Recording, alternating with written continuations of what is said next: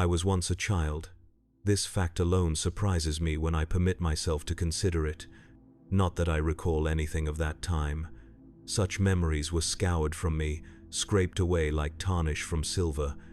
But logic dictates I must have been born, must have drawn breath as something small and weak before I became what I am now. Brother Captain Malric Vane of the Third Brotherhood, Grey Knight of the Ordo Malleus, a weapon forged for a single purpose. The fortress monastery of Titan hangs in perpetual orbit around Saturn, hidden behind layers of void shields and psychic wards that render it invisible to all but those who already know of its existence. I stand now at the edge of the training grounds, watching initiates spar with force halberds. Their movements are precise, mechanical, each blow calculated to sever limbs or pierce vital organs. They show no joy in victory, no frustration in defeat. They are being remade, as I was remade. Some nights, I dream of a woman with amber eyes. Her face is always indistinct, features blurred as if viewed through frosted glass, yet those eyes remain sharp in my mind. I cannot say if she was my mother, or perhaps merely a fragment of someone I encountered before the trials. It matters not. Such thoughts are dangerous, potentially corrupting. I purge them with ritual and prayer, with pain willingly embraced as cleansing fire. The Grey Knights are the Emperor's final sanction against the most terrible enemy mankind has ever faced. Where daemons walk, we follow. Where the warp spills its filth into reality, we stand against the tide. Our existence is not merely secret, it is a void, a negative space in Imperial records. Even among those few who know of us, fewer still understand what we truly are. We are not heroes. Heroes are celebrated, remembered, their deeds carved into monuments that outlast their mortal spans. We are sentinels who stand eternal watch over an abyss that would consume all humanity, and when we fall, as all must, eventually fall, we are erased. No monuments, no remembrance, only silence. I have served for 342 Terran years. In that time, I have witnessed horrors that would shatter the minds of lesser men. I have communed with the souls of my fallen brothers, their essence preserved in the Librarius Aegis. I have slaughtered loyal Imperial citizens whose only crime was bearing witness to our existence, and I have never once questioned my duty. Until now. It began with a distress call from the shrine world of Piety's End, a remote planet in the Ultima Segmentum, significant only for housing the remains of Saint Drusilla, a martyred sister of the Adepta Sororitas, who died cleansing a Xenos infestation 3 millennia ago. The astropathic message was fragmented, corrupted, but clear enough in its desperation. Something had awakened on Piety's End, something old, something hungry. The prognosticars had foreseen this. 3 of their number had perished in the divining, their bodies reduced to withered husks as they strained to pierce the veil of the future. What they saw was sufficient to deploy a strike force, 5 squads, 25 battle brothers, led by myself, 25 souls against the darkness. It would have to be enough. The journey through the warp was troubled. Navigator Helios reported strange currents, eddies in the immaterium that pulled at our vessel like hungry mouths. Twice we were forced to drop back into real space to reorient ourselves. Twice I ordered the Battle Brothers to undergo the rites of cleansing, though we had encountered no direct taint. One cannot be too cautious when traversing the realm of daemons. On the 18th day of transit, Brother Galen approached me in the ship's chapel. He knelt before the altar, his armor removed for the ritual hour of vulnerability we observe each ship cycle. Without his Aegis suit, the modifications to his body were plainly visible. The reinforced ribcage that housed his secondary heart. The neural ports at the base of his skull that allowed communion with his armor. The pale skin stretched taut over enhanced musculature, marked with silver script of wards and prayers. "Captain," he said, his voice soft despite the augmentation of his vocal cords. "I have been troubled by visions." I nodded for him to continue. "Among the Grey Knights, psychic potential is not merely common but mandatory. All of us can touch the warp to some degree, channel its energies through the filter of our discipline. But this gift comes with dangers, even for those as rigorously trained as we are. I see a city of bone, Galen continued. Its spires reach toward a sky the color of a bruise. And beneath it, something pulses, something that has no name in any human tongue. I placed my hand on his shoulder, feeling the coiled tension in his enhanced frame. Have you performed the hexagrammic wards, the litany of mental fortress? Yes, brother captain. They provide no relief. I considered this.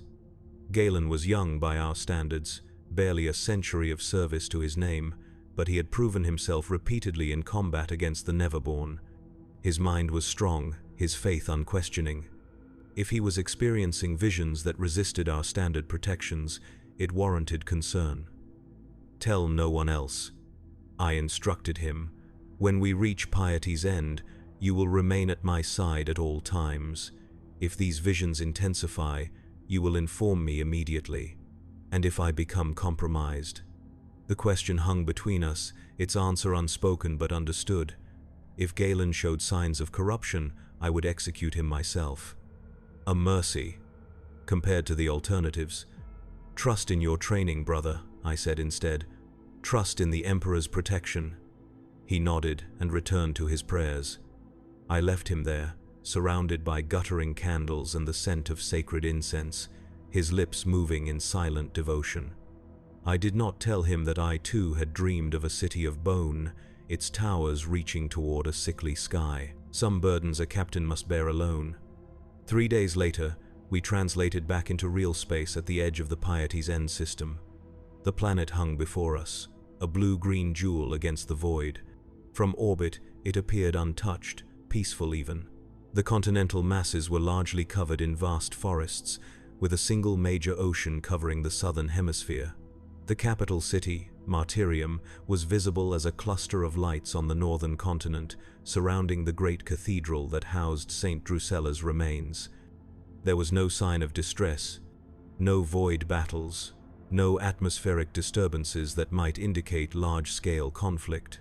The orbital defense platforms maintained their silent vigil, powered but dormant. By all appearances, Piety's End was exactly as it should be, a peaceful shrine world honoring its patron saint. Establish communication with the planetary governor. I ordered the ship's communication officer, a mortal man who had been mind-scrubbed to allow his service alongside our order. Several minutes passed. The officer's hands moved over his console, his expression growing increasingly troubled. No response, brother captain. I am attempting to contact the PDF headquarters, the Ecclesiarchy mission, and the Administratum offices. All channels are silent. I exchanged glances with Brother Librarian Thaddeus, our squad's psychic specialist. His expression remained impassive, but I could sense his disquiet. Scan for life signs, I commanded. The results were perplexing. The auger arrays detected approximately 3 million human life signatures, consistent with the planet's recorded population.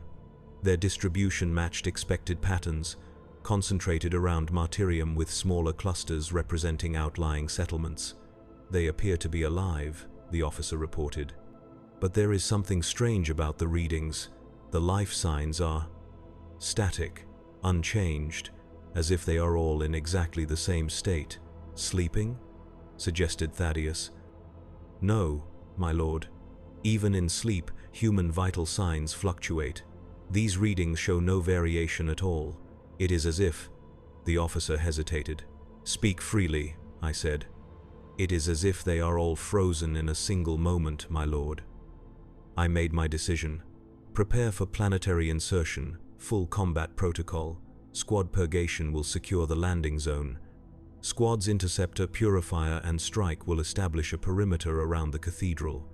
Squad Terminator will accompany me directly to the governor's palace. As the Battle Brothers moved to their designated positions, Brother Galen approached me once more. His face was ashen, his eyes sunken. The city of bone, he whispered.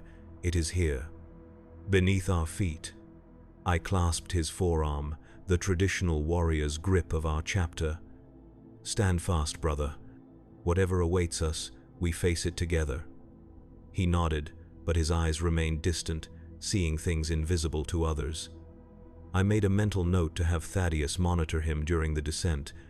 If Galen's visions were intensifying as we approached the planet, it suggested a powerful psychic presence below, one that could reach out and touch even the shielded minds of the Grey Knights. The drop pods screamed through the atmosphere, trailing fire against the darkening sky. Night was falling on Martyrium as we descended, the shadows lengthening across the city streets. From my position in the lead pod, I could see the great cathedral rising above the surrounding buildings, its spires piercing the low clouds. The governor's palace stood adjacent to it, a sprawling complex of marble and gold that spoke more of vanity than governance. We landed with bone-jarring force in the palace's central courtyard, the drop pod's doors blasting outward to allow immediate deployment. I was first to exit, storm bolter raised, scanning for threats. The courtyard was empty, fountains played, sending arcs of water into ornamental pools. Carefully tended gardens bloomed with flowers that released their scent into the evening air. And everywhere there were statues, hundreds of them, positioned throughout the courtyard in various poses. Some appeared to be palace staff, frozen in the midst of their duties. Others were clearly members of the PDF, weapons half raised as if responding to an alarm. All were rendered in exquisite detail, their expressions caught in a moment of dawning horror. Brother Octavius, our squad's most experienced veteran, approached one of the statues and ran an armored finger across its surface. "Stone," he confirmed, "not merely covered in it, transformed into it." I accessed the tactical network, connecting with the other squad leaders. "Report." "Squad purgation in position," came the first response. "Landing zone secure. We are encountering the same phenomenon, civilians transformed to stone." Squad interceptor moving toward the cathedral, streets filled with stone figures. No signs of conflict, no bolter marks, no evidence of blades or conventional weapons. Squad purifier at the eastern perimeter. We are detecting faint warp signatures emanating from the cathedral. Nothing immediately hostile, but present. Squad strike holding the western approach. Be advised, the stone figures are not merely random. They appear to be arranged in patterns when viewed from above. I processed this information, trying to form a coherent picture of what had occurred. A psychic attack, powerful enough to instantly petrify an entire population, was beyond even the capabilities of most greater daemons. Yet there had been no reports of warp storms, no signs of ritual or summoning. "Advance on the palace interior," I ordered my squad. "Maintain psychic wards at maximum. Brother Thaddeus, remain alert for any fluctuations in the Imperium." We moved in tight formation through the palace doors, our Terminator armor allowing for surprising agility despite its bulk. The entrance hall was grand, with a vaulted ceiling supported by columns of imported marble. More statues lined our path, nobles and officials caught in moments of terrified realization. Brother Galen suddenly staggered, his storm bolter dipping toward the floor as he raised a hand to his helm. "Captain," he voxed on a private channel, "the visions are stronger here. I can see the city of bones superimposed over this place, like two realities occupying the same space." "Can you continue?" I asked, already knowing his answer. "I am a Grey Knight," he replied simply. "I will endure." We pressed on, moving deeper into the palace. The governor's throne room lay ahead, its massive doors standing open in silent invitation. As we approached, I sensed something wrong, a subtle distortion in the air, like heat rising from sun-baked stone. "Hold," I commanded, raising my fist. The squad stopped instantly, weapons trained on the doorway. Brother Thaddeus stepped forward, his psychic hood glowing faintly as he extended his senses. "There is a presence beyond," he reported. "Ancient, patient. It waits for us." I considered our options. Standard protocol when facing unknown warp entities was to establish a containment perimeter and summon additional forces. But the population of Piety's End was already lost. transformed to stone by whatever power lurked within the palace. And if we retreated, there was no guarantee that this entity would remain confined to this world. "Brother Thaddeus, prepare the rites of banishment," I ordered. "The rest of you, purification protocol, we go in together." As one, we checked our weapons. Storm bolters loaded with blessed silver ammunition, force weapons charged with psychic energy, grenades sanctified in the fires of Titan's forges. Each battle brother activated the specialized systems integrated into their Terminator armor: teleport homers, psychic amplifiers, personal force fields. I drew my sword, the blade igniting with blue-white fire as my mind connected with the weapon's spirit. 300 years we had fought together, this blade and I. It had tasted the ichor of 1,000 daemons, had severed the limbs of greater Neverborn and banished them howling back to the warp. Now it would face another test. "For the Emperor," I intoned, "and for the honor of our chapter." "We are the hammer," responded my battle brothers in unison. With that, we crossed the threshold into the governor's throne room, prepared for battle against the unknown horror that awaited us. What we found instead was silence and emptiness. The vast chamber contained only more statues, arranged in concentric circles around the governor's throne. The governor himself was there, transformed to stone like his subjects, his face locked in an expression of supplication. He knelt before his own throne, arms outstretched as if begging for mercy. But the throne was not empty.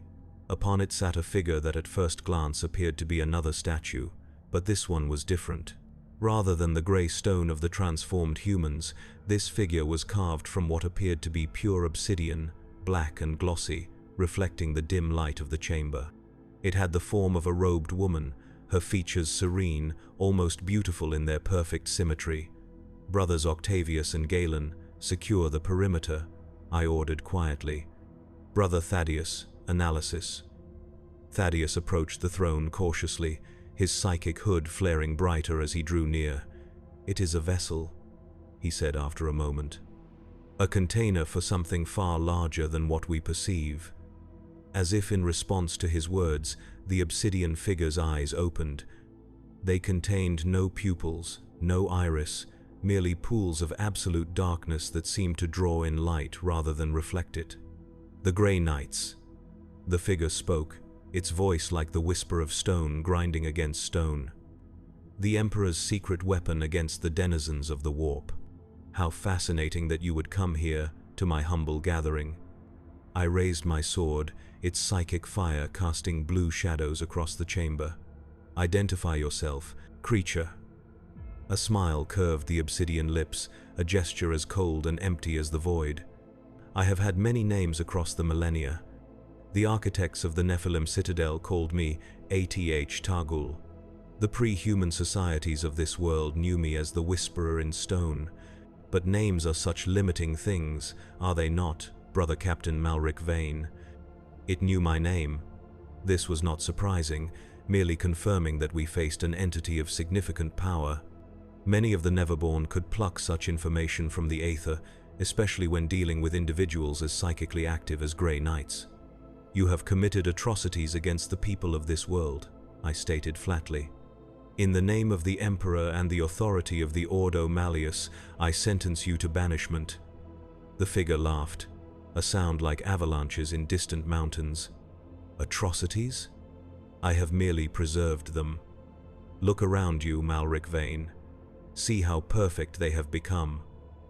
Unchanging, eternal, free from fear, from pain, from the ravages of time. Is this not a mercy?" "It is abomination," I replied, signaling to my squad to begin moving into banishment formation.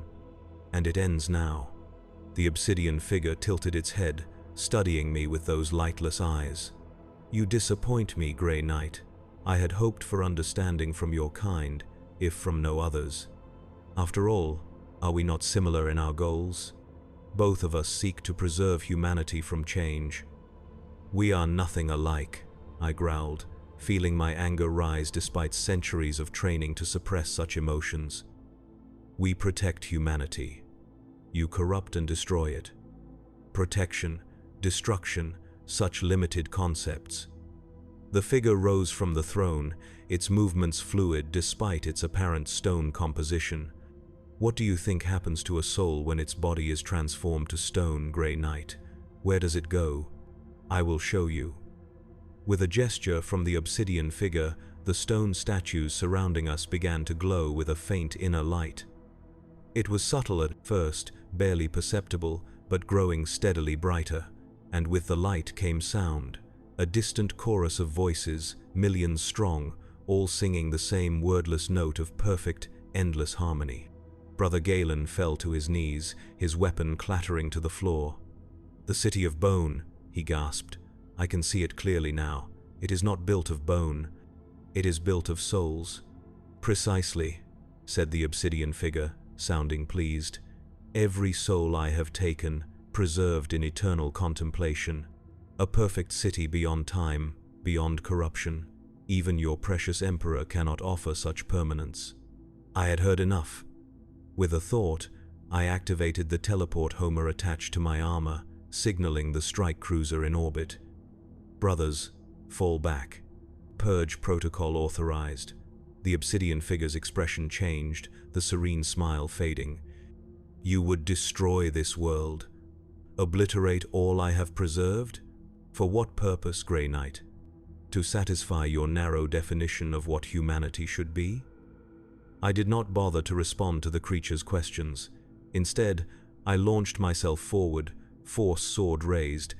The blade connected with the obsidian form, psychic fire meeting ancient stone. There was resistance, far more than there should have been, as if I were trying to cut through the heart of a mountain. The figure raised its hand, and an invisible force threw me backward. I crashed into one of the stone courtiers, shattering it to dust. "Disappointing," the figure said. "I offered transcendence, and you answer with violence. So be it." The air in the chamber began to shimmer, reality thinning as the creature drew upon warp energies. The stone statues throughout the room started to crack, fissures appearing in their perfect surfaces, but rather than crumbling, they began to move. Jerky, unnatural movements, like puppets controlled by an unskilled hand.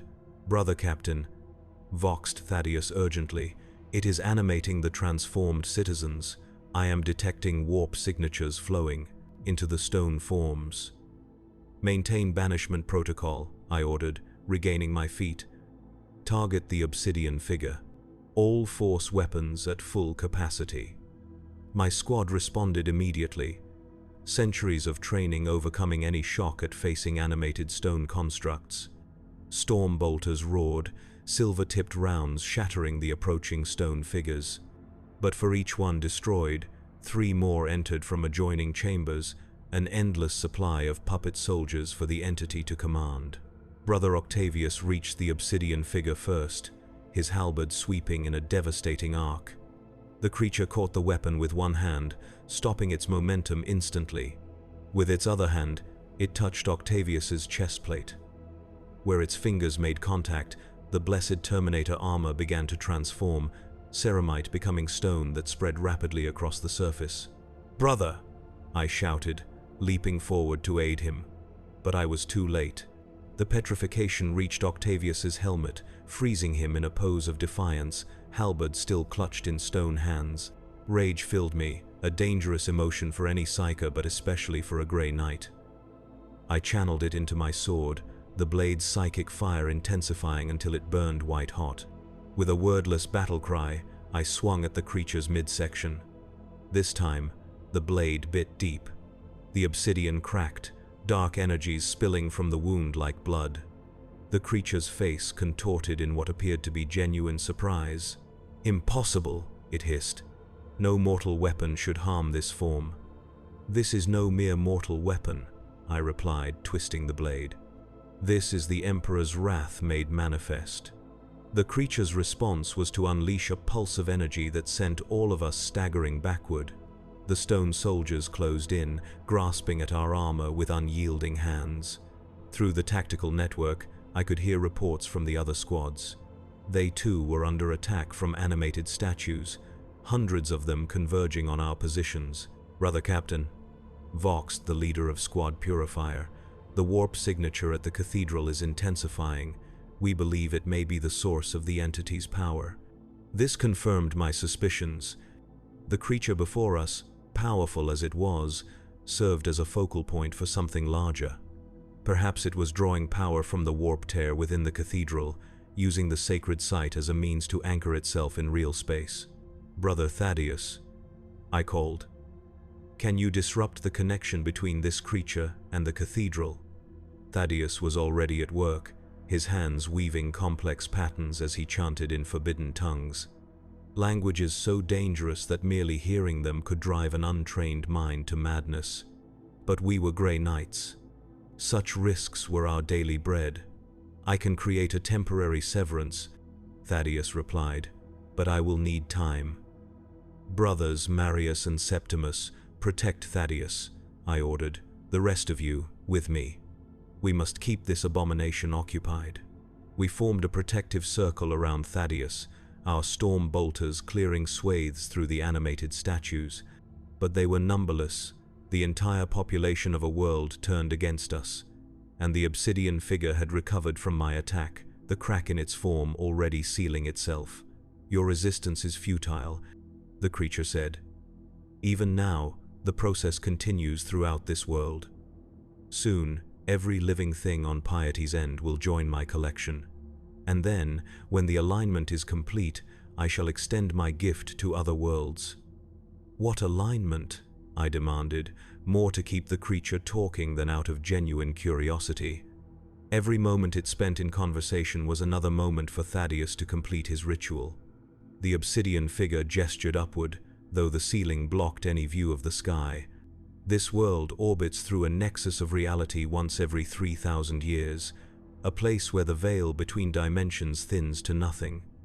The humans built their cathedral here because they sensed the power of this place, though they did not understand its true nature.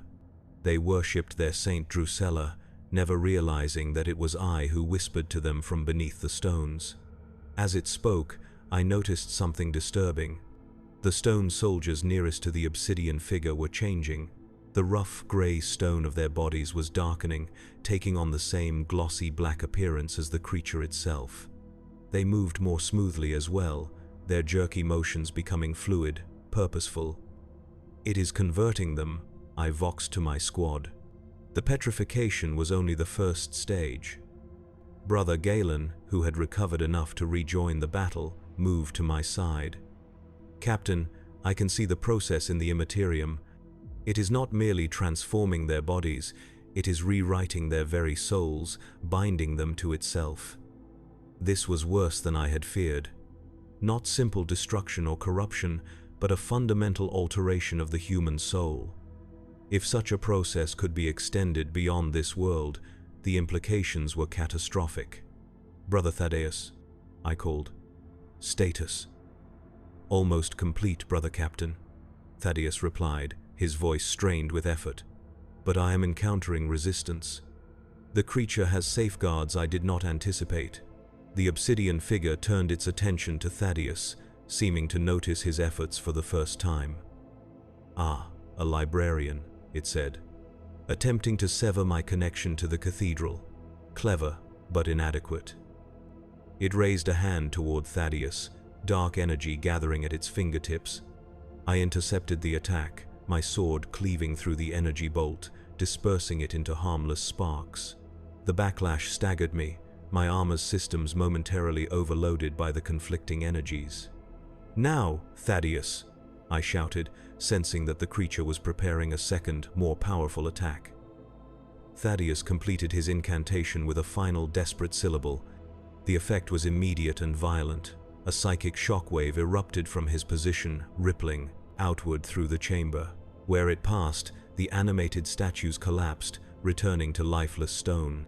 The obsidian figure itself screamed, a sound so profoundly wrong that it caused warning runes to flash across my armor's display. "The connection is severed," Thaddeus reported, swaying slightly from the effort. "But it is temporary, minutes at most. I did not waste the opportunity. All squads converge on the cathedral," I ordered through the tactical network. "Prepare for Phase 2 deployment." To the creature, which was still reeling from Thaddeus's attack, I said, "Your time on this world ends now, Neverborn." The obsidian figure straightened, its form flickering slightly as it struggled to maintain cohesion without its connection to the cathedral. "You understand nothing, Grey Knight. I am not of the warp as you conceive it. I am far older, from a time before your species crawled from the primordial ooze of your homeworld. I have watched civilizations rise and fall. I will watch yours do the same. Not from here, you will not," I replied. With a thought, I activated the teleport beacon integrated into my armor. The familiar sensation of displacement washed over me as the ship's teleportarium locked onto our signals.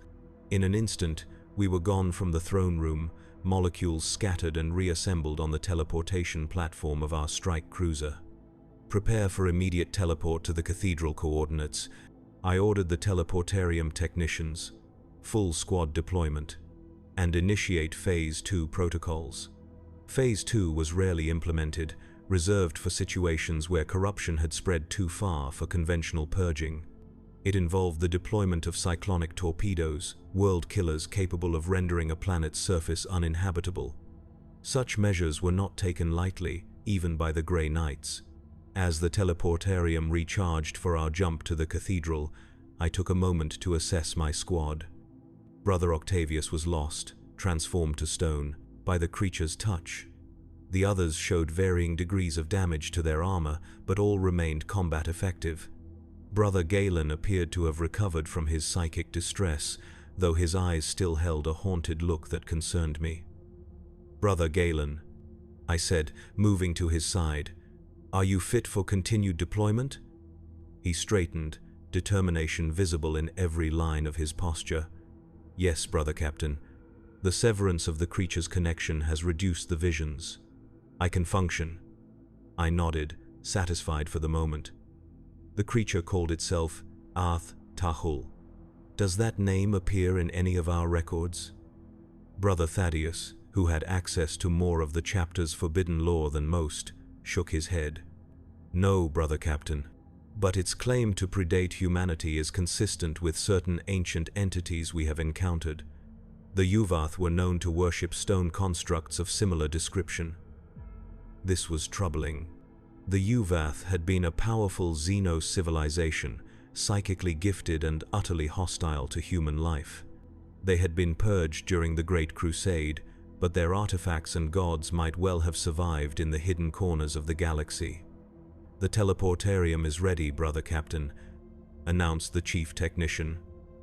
I addressed my squad one final time before deployment. "Brothers, we face an entity of unknown origin and considerable power. Our mission is to reach the heart of the cathedral and destroy whatever warp artifact or portal is sustaining its presence on this world. Once that is accomplished, we withdraw immediately for orbital bombardment. Is that understood?" "Understood, Brother Captain," they replied in unison. "Then let us bring the Emperor's justice to this abomination." Once more, the teleportarium activated, its energies surrounding us in a halo of blue-white light. Reality shifted, stretched, and reassembled itself around us. We materialized in the central nave of St. Drusella's cathedral, a space vast enough to accommodate thousands of worshippers.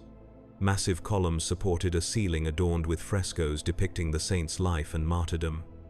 Stained glass windows cast multicolored light across the marble floor, and everywhere, stone figures, priests frozen in mid-sermon, pilgrims caught in acts of devotion, choir servitors silenced in eternal song. But these were not attacking us as the ones in the palace had done. Instead, they stood immobile, their stone eyes seemingly fixed on the altar at the far end of the nave. There, a great reliquary of gold and crystal contained what appeared to be the preserved remains of St. Drusella herself.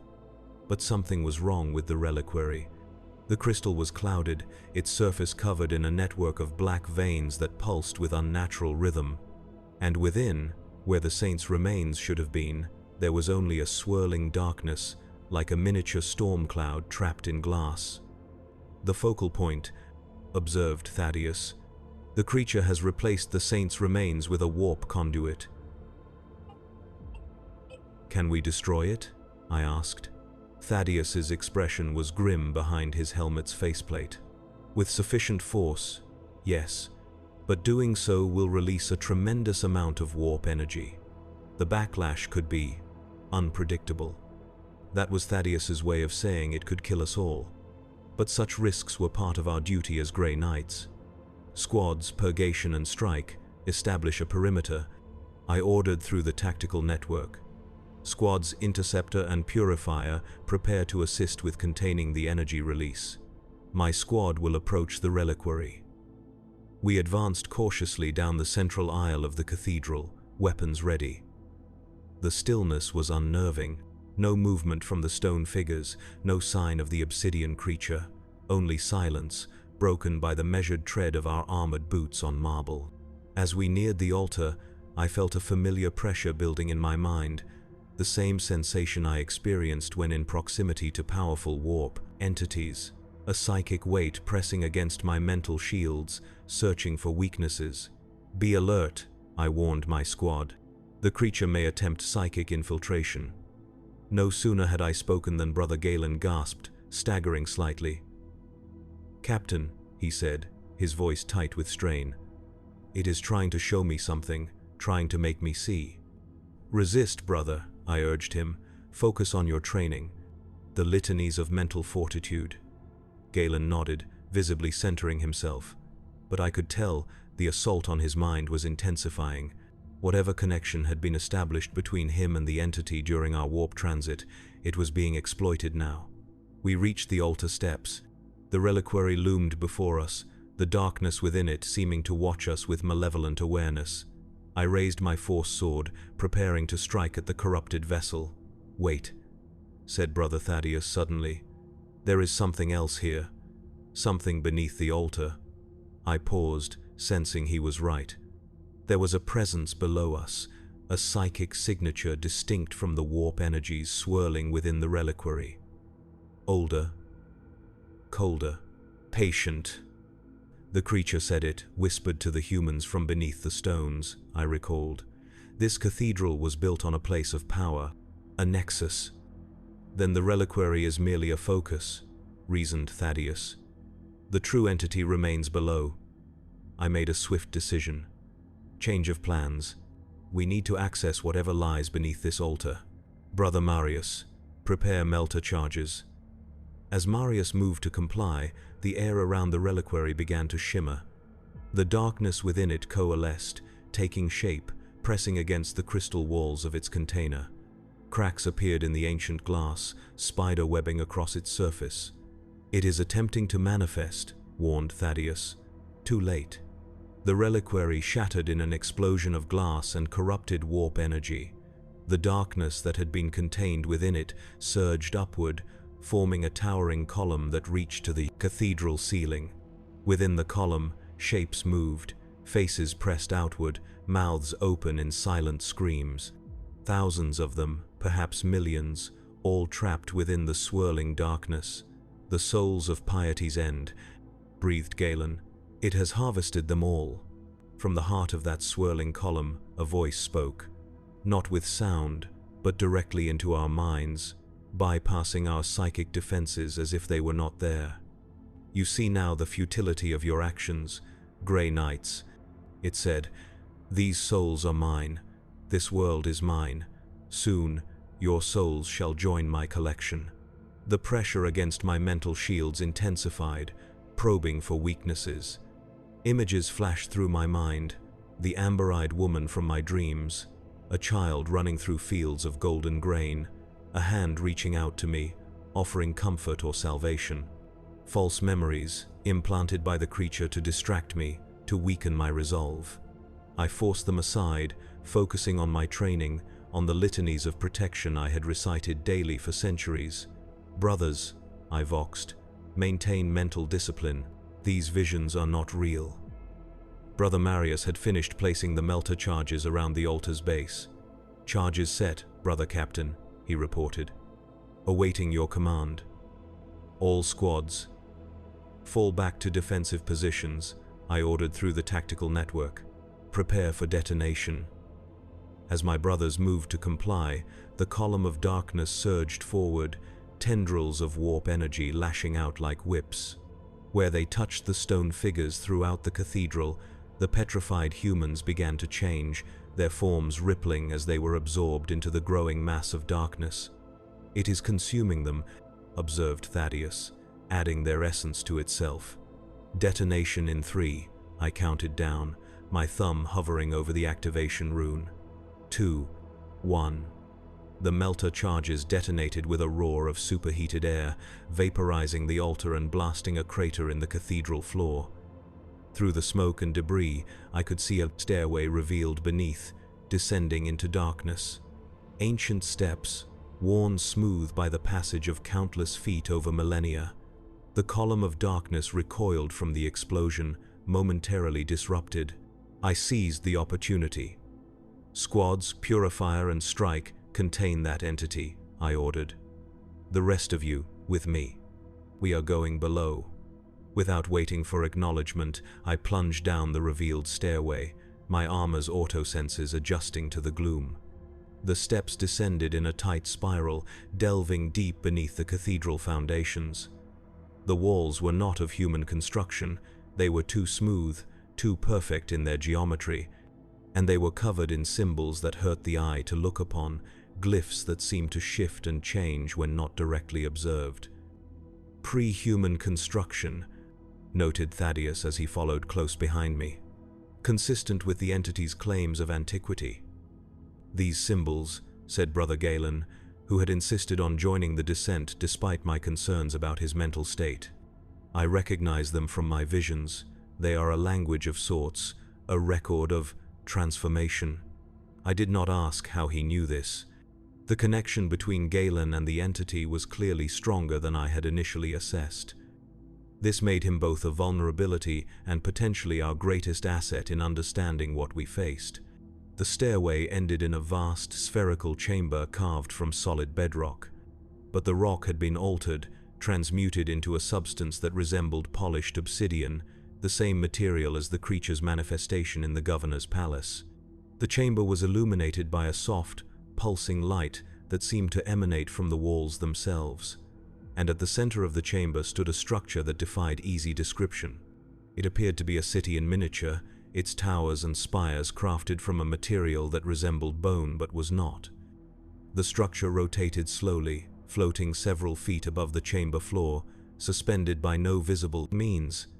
"The City of Bone," whispered Galen, just as I saw it.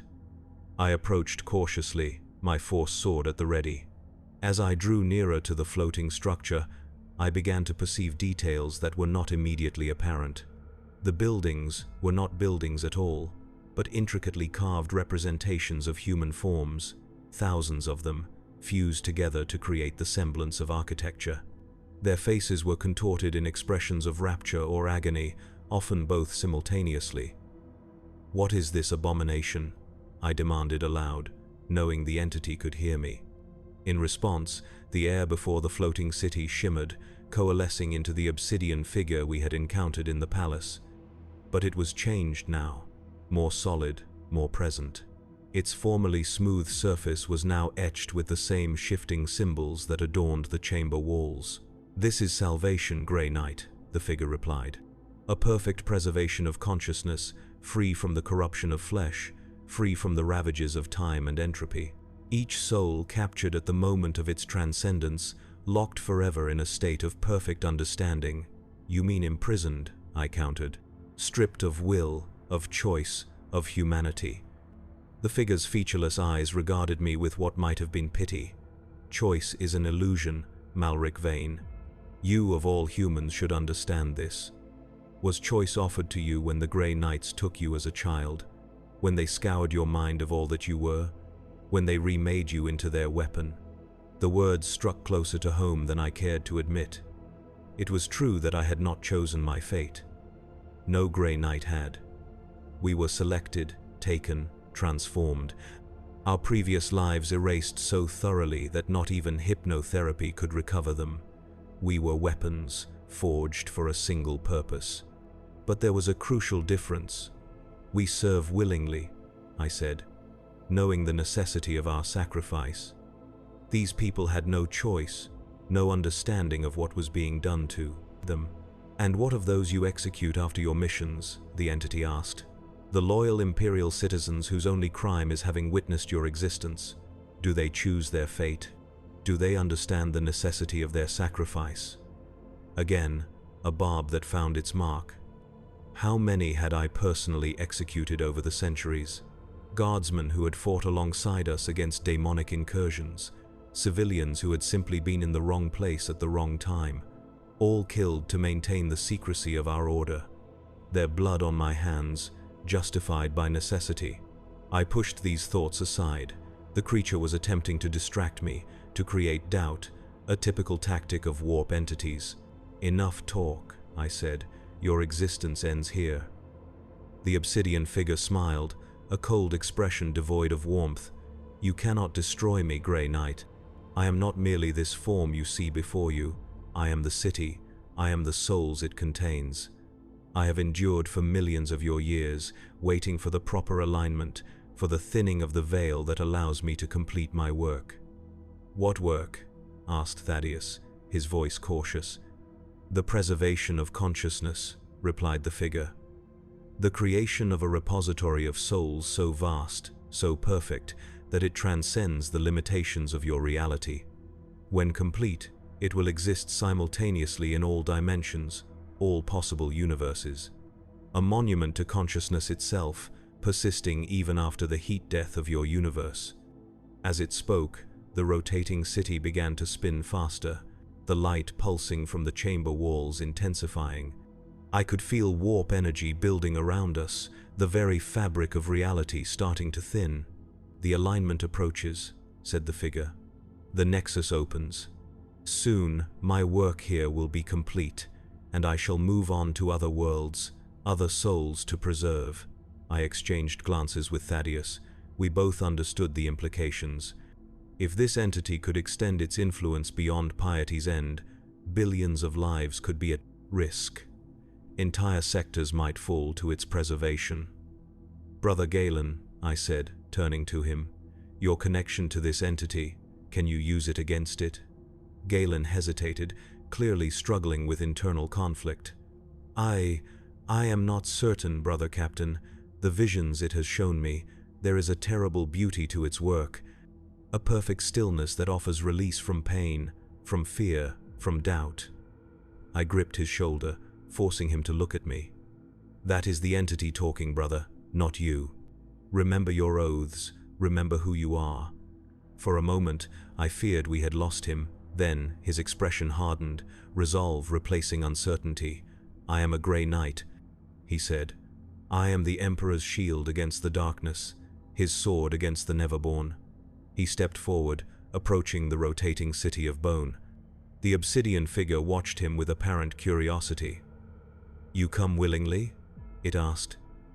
"You wish to join my collection?" "I wish to understand," Galen replied, "to see the city as it truly island." Before I could stop him, Galen removed his helmet, exposing his face to the chamber's atmosphere. A dangerous action on any world, but especially one tainted by warp influence. His eyes were closed, his expression serene as he extended his psychic senses toward the floating structure. "Brother Galen!" I called, moving to intercept him, but Thaddeus held me back. "Wait," he said quietly. "I believe I see his intent." Galen's eyes snapped open, now glowing with psychic energy. "I see it now," he said, his voice resonating with power. "I see the flaw in your perfect city, ATH Tagul." The obsidian figure's serenity faltered for the first time. "There is no flaw," it insisted. "Each soul is preserved exactly as it was at the moment of transformation." "Yes," said Galen, "that is the flaw. You capture them in a single moment, frozen in time. But consciousness is not static. It flows, changes, grows. By preserving these souls in amber, you deny them the very essence of what Consciousness Island. You offer not transcendence, but extinction." As he spoke, Galen's psychic energy flowed outward, connecting with the rotating city. Where his power touched, the bone-like material began to crack, hairline fractures spreading across its surface. "No!" cried the obsidian figure, its form flickering as it lunged toward Galen. I intercepted it, my force sword slashing through its midsection. This time, the blade cut cleanly, separating the figure at the waist. But instead of falling, the two halves remained suspended, the gap between them filling with the same swirling darkness we had seen in the cathedral above. "You cannot destroy me," the entity repeated, its voice now a multi-layered chorus of countless souls speaking in unison. "I am eternal." "Nothing is eternal," I replied, "not even the stars themselves." With a thought, I activated the teleport beacon once more, simultaneously sending the emergency signal to the strike cruiser in orbit. 3 short pulses, the code for immediate implementation of exterminatus protocols. Brother Galen was still connected to the Bone City, his psychic energy causing more and more fractures to spread across its surface. The obsidian figure had reformed, but its movements were becoming erratic, its form unstable as Galen's attack disrupted whatever process kept the souls bound to its creation. "We need to withdraw," I told Thaddeus. "The torpedoes will launch as soon as we are clear." Thaddeus nodded, moving to Galen's side. "Brother, we must leave. Now." But Galen shook his head, never taking his eyes from the city. "I cannot break the connection," he said, "not completely. And if I do not maintain it, the entity will simply repair the damage. Someone must remain to ensure it cannot recover before the torpedoes strike." I understood immediately what he was suggesting. Number, we leave together or not at all. Galen finally looked at me, a sad smile on his face. "It is fitting, Brother Captain. I have glimpsed what waits within that city. A part of me is already there. Let me make my final stand here, so that others might be spared what I have seen." Before I could argue further, the chamber shook violently. Dust and fragments of obsidian rained down from above. The connection to the cathedral must have been destabilizing, the warp energies growing wild as Galen's attack on the city disrupted the entity's control. "Captain," voxed the leader of Squad Purifier urgently, "the situation above is deteriorating rapidly. The darkness is expanding, consuming everything it touches. We cannot contain it much longer." Time was running out. I looked at Galen, saw the determination in his eyes, the acceptance of his fate. In that moment, I recognized something I had seen countless times before, in the eyes of battle brothers who knew they were making their final stand. The peace that comes with absolute certainty of purpose. "Very well, brother," I said formally. "Your sacrifice shall be remembered in the Librarius Aegis." Galen nodded once, then returned his attention to the Bone City, pouring more of his psychic energy into the attack. The fractures were spreading faster now, entire sections of the structure beginning to crumble. "No!" screamed the entity, its obsidian form shattering and reforming repeatedly as it struggled to maintain cohesion. "Millennia of work. Perfect preservation." "Thaddeus," I said, "initiate teleport." With a final salute to Brother Galen, we activated our teleport beacons. The familiar sensation of displacement washed over me as the strike cruiser locked onto our signals. The last thing I saw before the chamber disappeared was Galen, surrounded by a halo of psychic fire, his power tearing apart the abominable city of bone and the countless trapped souls within it. We materialized on the teleportarium platform of the strike cruiser, immediately surrounded by servitors and tech priests, rushing to assist with the disengagement of our Terminator armor. Through the viewing port, I could see Piety's End below us, its surface now marred by swirling storms of unnatural darkness centered on Martyrium. "Status report," I demanded of the ship's captain, who stood at attention nearby. "Cyclonic torpedoes armed and ready for launch, my lord," he replied. "Waiting your final authorization." I took one last look at the planet below. Somewhere down there, Brother Galen was still fighting, still holding the entity at bay. A grey knight to the last, standing against the darkness so that humanity might endure. His sacrifice would go unrecorded in any Imperial history, his name unknown to those he died to protect, as it was for all of us. "Launch the torpedoes," I ordered. "May the Emperor's mercy be upon those souls already lost." The captain nodded to his weapons officer. Moments later, I felt the slight shudder as the cyclonic torpedoes detached from our vessel, streaking toward the doomed world below. They would take approximately 17 minutes to reach the surface.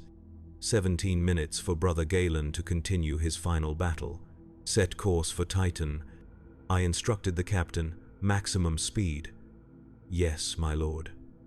As the ship's engines engaged, pushing us away from Piety's End, I found myself thinking of Galen's words about the entity's fundamental flaw. Consciousness is not static. It flows, changes, grows. By preserving souls in a single moment, the entity had denied them the very essence of what made them human. Was that not in some ways what had been done to us as Grey Knights? Our pasts erased, our futures narrowed to a single purpose. We existed in a state of suspended growth, our personalities constrained by necessity, our humanity subordinated to duty. These were dangerous thoughts bordering on heresy, yet I could not dismiss them entirely. As our ship entered the warp, leaving behind the world that would soon be nothing but a lifeless husk, I found myself questioning, for perhaps the first time in centuries, the nature of the sacrifice we Grey Knights were called to make. Not the sacrifice of our lives, that was expected of any servant of the Emperor, but the sacrifice of our humanity itself, the price we paid for purity. It was a question without answer, a doubt to be buried alongside so many others, locked away in the vaults of my mind where even I rarely ventured, for duty came first. It always had, it always would. Until the day I too made my final stand, unnamed and unremembered by those I died protecting. Such is the burden of silver, the weight we bear in silence. 3 months after the destruction of Piety's End, I stood once more in the great hall of our fortress monastery on Titan. The Grand Master had summoned me personally to deliver my report on the Piety's End incident, an unusual procedure that spoke to the gravity of what had transpired. "So you believe this entity, this ATH Taggle, was truly destroyed?" asked the Grand Master, his ancient face betraying no emotion. "I cannot say with absolute certainty, Grand Master," I replied honestly. "Its nature was unlike any daemon we have previously encountered. It claimed to be older than humanity itself, to exist simultaneously in multiple dimensions. Yet Brother Galen was able to damage it," the Grand Master observed, "to disrupt its work. Yes, through the connection it had established with his mind during warp transit, a connection he turned against it." The Grand Master was silent for a moment, his eyes distant. Like all who reached his rank, he had faced horrors beyond imagining during his centuries of service, had made sacrifices that would break lesser men. I wondered if he too ever questioned the nature of our existence as Grey Knights. "The cycle continues," he said finally. "They rise, we stand against them. They fall, only to rise again in new forms, with new names, an endless war. Is victory possible in such a war?" I asked, the question escaping before I could contain it. The Grand Master regarded me with sudden sharpness. "Victory, brother captain. Number, there is no victory to be had against the darkness. There is only vigilance, only duty, only sacrifice." He rose from his throne, approaching me with measured steps. "You are troubled by Brother Galen's sacrifice, by the words of the entity regarding our nature as Grey Knights." It was not a question. The Grand Master's psychic abilities far exceeded my own. He would have sensed my disquiet, the questions that had plagued me since our return from Piety's End. "I have served for 342 years, I said slowly. "I have watched brothers fall in battle against the Neverborn. I have executed loyal Imperial citizens to maintain our secrecy. I have done all that duty demanded without question or hesitation. But now you question," the Grand Master said, not accusingly, but with a strange understanding. "The entity spoke of preservation at the cost of growth," I explained. "It trapped souls in a single moment, denying them the chance to change, to evolve. I cannot help but see parallels to our own existence. We are taken as children, our pasts erased, our futures narrowed to a single purpose. We exist in a state of suspended growth, constrained by necessity. I expected censure for such thoughts, perhaps even accusations of heresy or corruption. What I did not expect was the Grand Master's nod of acknowledgement.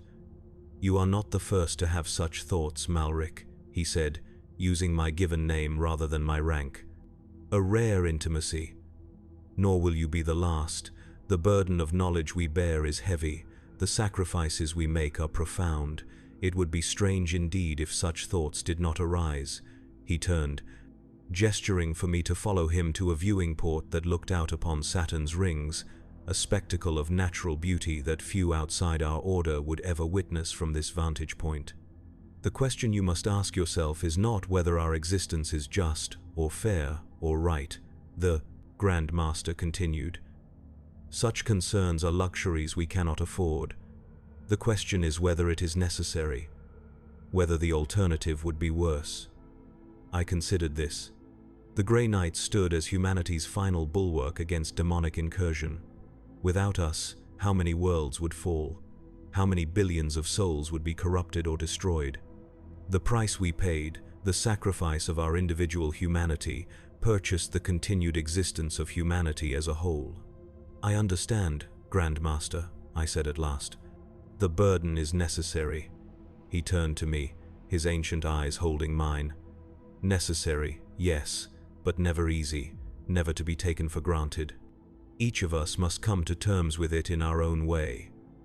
Some find solace in ritual, in prayer. Others, in the purity of combat against the Neverborn.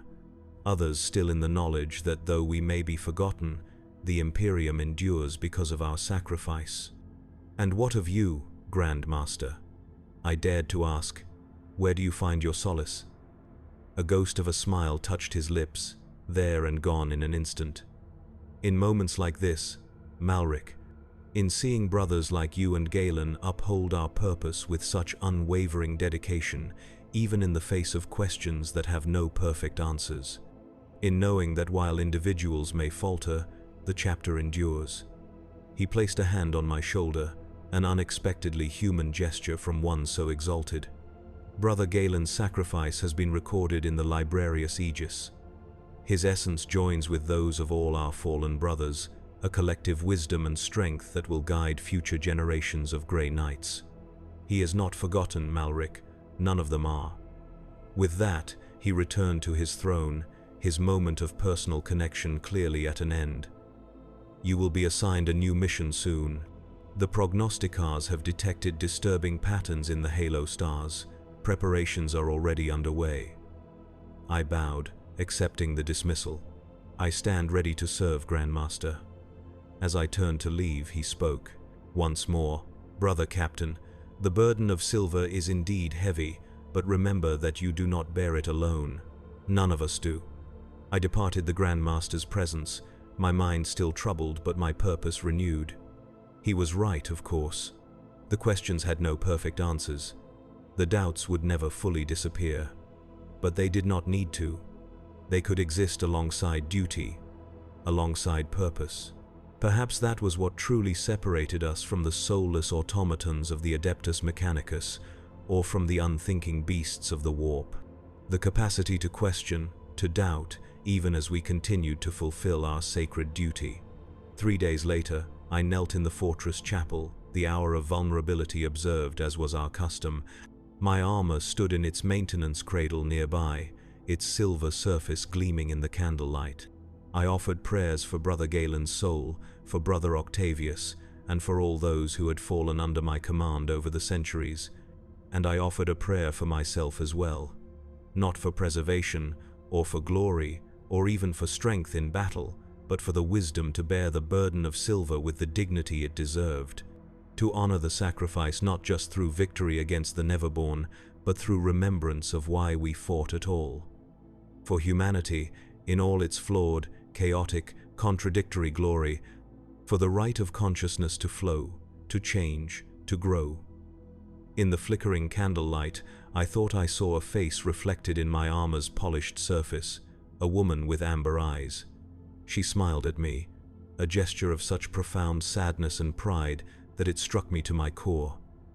Then the reflection was gone, if it had ever been there at all. A memory not quite erased, a psychic echo of someone I had once known, or simply the manifestation of my own doubt, my own need for connection to a past forever lost to me.